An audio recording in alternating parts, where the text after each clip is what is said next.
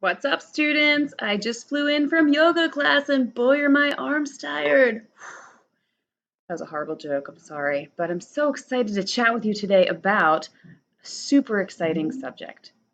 Seriously, what subjects do we talk about that are not super exciting? But today we're going to talk about how to do a book chat.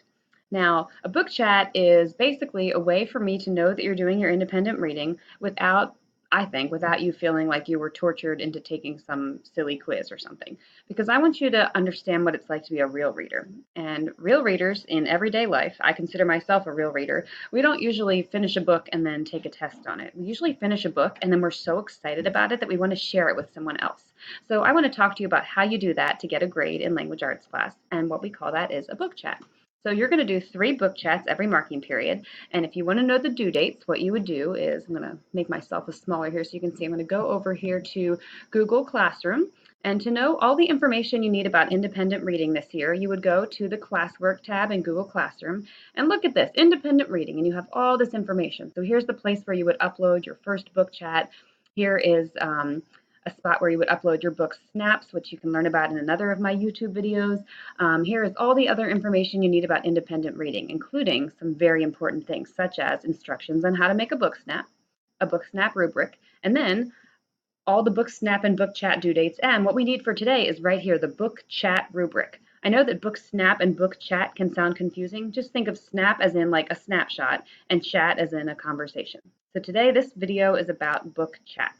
So before I do a book chat, before I do any assignment, if a teacher gives me a rubric, I like to open up the rubric and use it because it's kind of a super smart idea. So I'm going to open up that book chat rubric here and see what it says. What is my teacher expecting of me? So when I open that baby up, it looks to me like the teacher has 6 major expectations for me for this book chat. And there's a total possible points of 60 for it. And it looks like the first thing I need to make sure I do is I need to make sure I use my time appropriately. And the book chat should be 2 to 3 minutes.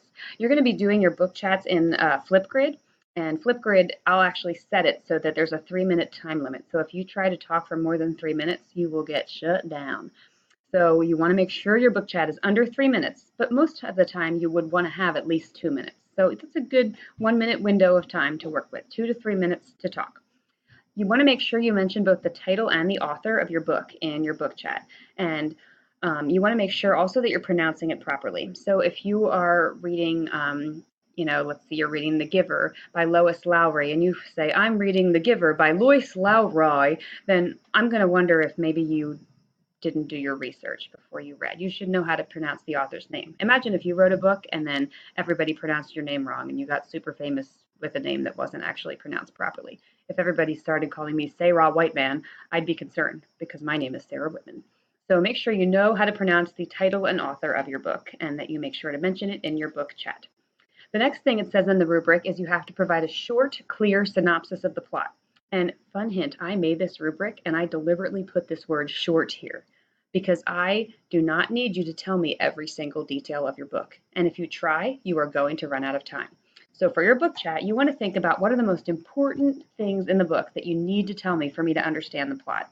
Usually what I do to figure out what I want to say is I make a little bulleted list of maybe 3 to 5 important factors from the plot that I really need to mention. For example, if I was talking about the book The Giver, I might say, The Giver is a book about a character named Jonah who lives with his family in a community. And the family is living in the time in the future. And in this community, no one is able to remember anything from the past. So all the memories of things like war and pain and racism is all in the past. It's no longer. And everyone sees in black and white. But Jonas discovers when he turns 12 that he has a special task, and that is for him to be the receiver of memories. So he basically has to take care of all those memories that nobody else knows about. And in doing that, he goes through a lot of pain and struggle and comes to figure out a lot about himself and about life and about the importance of memory. So that's a quick, short synopsis. It's not so short that you have no clue what I'm talking about, but it's not so long that I explain the entire book to you. So please don't give me the play-by-play of everything in your book. I want the short, quick version. Make it so that I'm intrigued enough to want to read, but you haven't spoiled the book for me. Next on the rubric, it says, provides a thoughtful review of the book with specific examples of what he or she liked and didn't like. So for this one, I want to make sure in my book chat that I basically say, I loved this book, or I hated this book, or I thought this book was okay. But then I want to say why. If you just say this book was awful and you don't tell me why, then I don't really have as much respect for your opinion. If you hated a book and you have a good reason why, then I'd love to know what it is, because maybe I don't want to read that book. Or maybe the reason you hate it is a reason I might like it, because we're all different. So, for example, one of the books that I really hate, don't judge me too harshly, but I really hate the Twilight series. And if I just said, I hate the Twilight series, that really wouldn't be as powerful as if I said, I hate the Twilight series because, and then I gave you specific reasons why. So when you're telling me why you love or do not love the book, that will help me to understand better your opinion and know if I want to read it or not. So next on the rubric, I ask you to recommend the book to a specific, oh, nope, I skipped something, sorry. So the next thing in the rubric is for you to talk about 2 craft moves.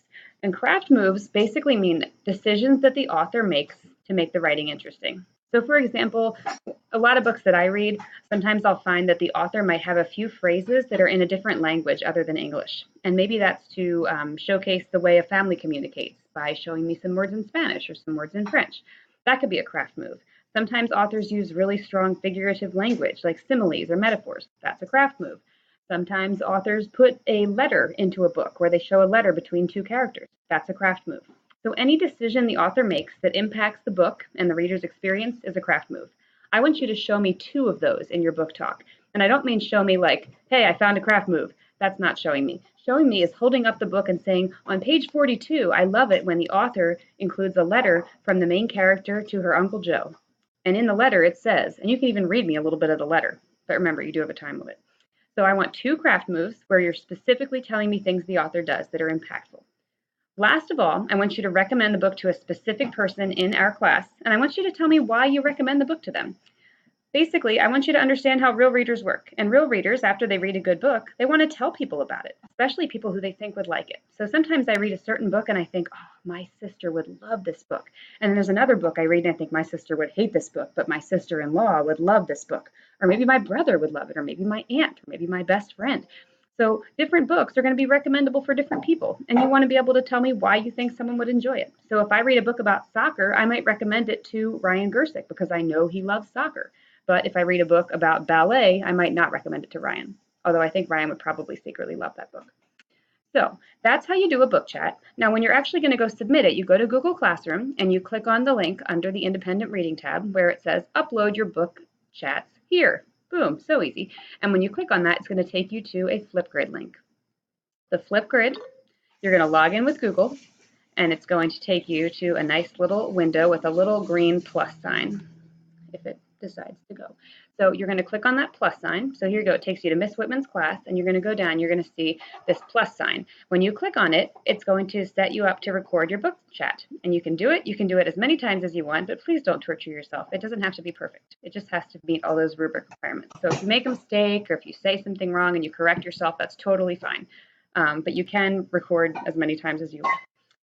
Once you think you're finished and you're ready to go, you hit submit, and then I will give you a grade right in Flipgrid. And the grade will get emailed to you, and you can just log into Flipgrid and see it, or you can check your email. So that's how it's done. And I'm hoping that this will help us to have some more book dialogue in our class that's valuable and interesting for everybody. So thank you all for your time, and go make your book chats.